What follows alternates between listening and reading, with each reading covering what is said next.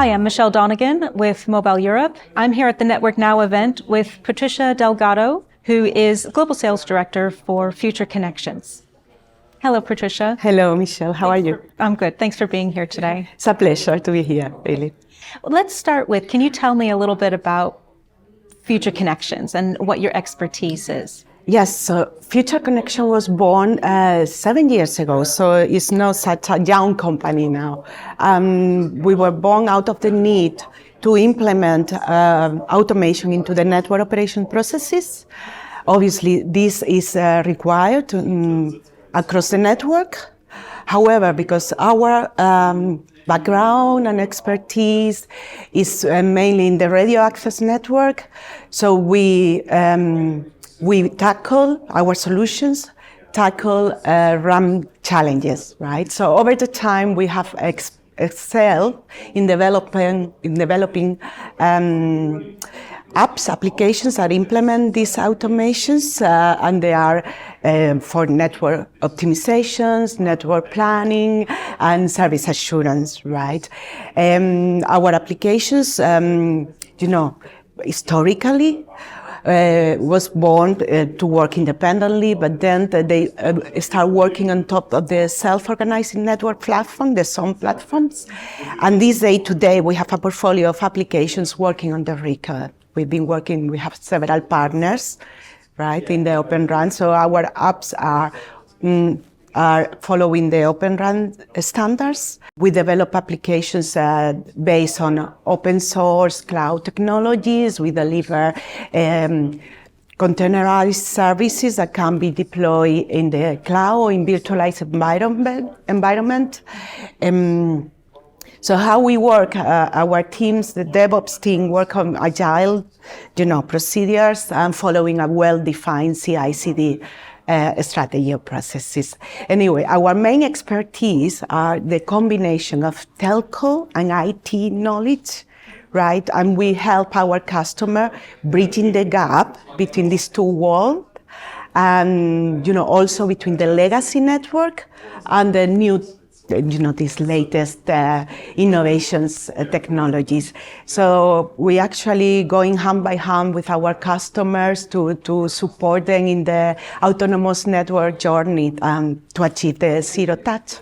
And how do you see the potential for automation in the radio access network? Well, that's, we hear before that network itself is really complex, and the radio access is even more complex due to its technologies, to the variety of vendors, as well as the features that are needed to configure to be working as we expected, right?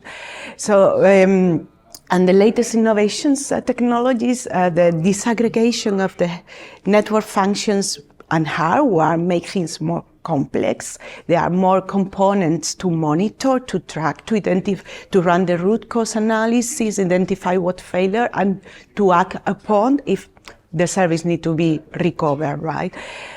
So here, automations in the radio access is very key.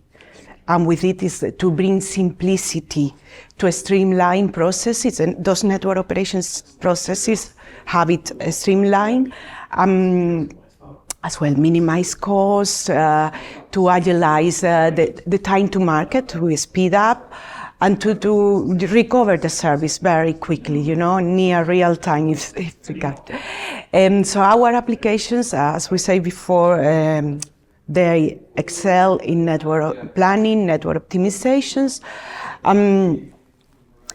and we bridge, what we do is implement these automations in workflows in the radio access network. That's what we did. We are key in bridging that, as I said, the telco and the IT world. Our unique highlight of us is that the application is flexible enough to work with a legacy network as well as the new Open RAN deployment. So our unique platform help our customer to work seamless across networks. Sustainability is an important topic for operators. How does Future Connections help operators make their networks more energy efficient? Yes, well, as you say, we have seen just before that sustainability is a big topic. The operators, the big ones, have a 10 years plan to achieve big numbers. Well, Future Connections support them with our innovative energy solutions, energy saving solutions that is focused in the radio access resources. Right, our solution work together with the vendor power consumption features. So in a sense that they orchestrate them to identify at the time what resources are available, are spare, can be spare, because depending on the load of the network. So if we predict the load based on the AI algorithms. If there is a low load, then you can identify resources that are spare and can be turned off. But if the prediction is a peak in traffic, then we'll leave those resources on, or you need to turn it on.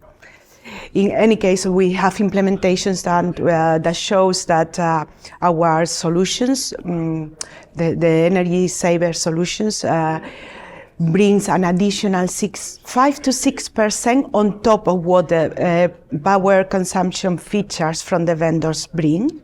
That's when conservative strategy are applied, but there are the chance to go more aggressive and increase those saving energy up to even additional 10%, I will say. So that's how we help the operator in sustainability and energy saving. Yeah. Patricia, thanks very much. Thank you. It's a pleasure being here. Thank you.